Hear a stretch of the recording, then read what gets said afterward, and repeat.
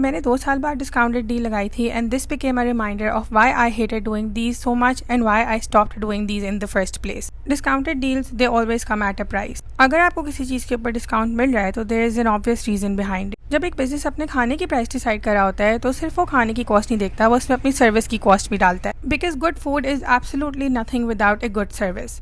And as far as I am concerned, that stands true for every business. Now my problem with this is कि जब लोग आपसे discount या discounted deals मांगते हैं तो या आप खाने की क्वालिटी पे कॉम्प्रोमाइज़ करेंगे या आप कस्टमर सर्विस के ऊपर कॉम्प्रोमाइज़ करेंगे। And I always pick the latter one. बजाय इसके कि मैं खाने की क्वालिटी कम करूँ या खाने की क्वांटिटी कम करूँ, before you come at me, hear me out. जब मैं किसी चीज़ पर डिस्काउंट दे रही हूँ तो मेरी रेसिपी चेंज नहीं हो रही है, उसमें वही इंपोर्टेड सॉसेज यूज़ हो रही है, उसमें वही टीम वर्क यूज़ हो रहा है, उसमें वही मेहनत यूज़ हो रही है। And in order to save some money on this food, because at the end of the day I am running a business, हम बल्क में खाना बनाते हैं ताकि हमें थोड़े से पैसे बच जाएं। लेकिन खाना जब बल्क में बनेगा तो ये कि वो आपकी मर्जी के टाइम पे डिलीवर नहीं हो सकता, वो सारा एक साथ बनता है और सारा एक साथ डिलीवर होता है। बी ये कि जब बहुत सारे खाने को आप छोटे छोटे बॉक्सेस में डिवाइड करके भेजते हैं तो it does not remain piping hot. Home delivery में ये ह्यूमनली पॉसिबल वैसे भी नहीं है कि आपका घर 20-25 किलोमीटर दूर हो और खाना आपको चूल्हे से उतरा गर्म मिले।